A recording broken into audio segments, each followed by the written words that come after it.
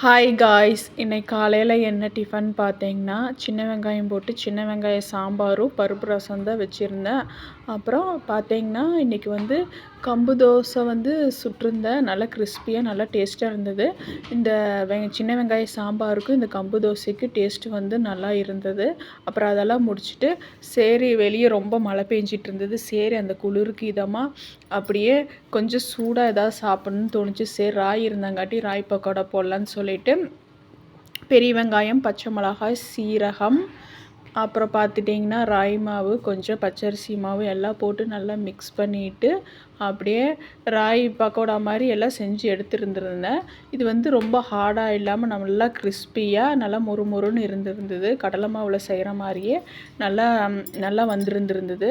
Okay guys, இந்த video உங்களுக்கு பிடிச்சிருந்தனா like, share, subscribe, follow எல்லாருமே பண்ணிடுங்க. ஓகே, பாய்.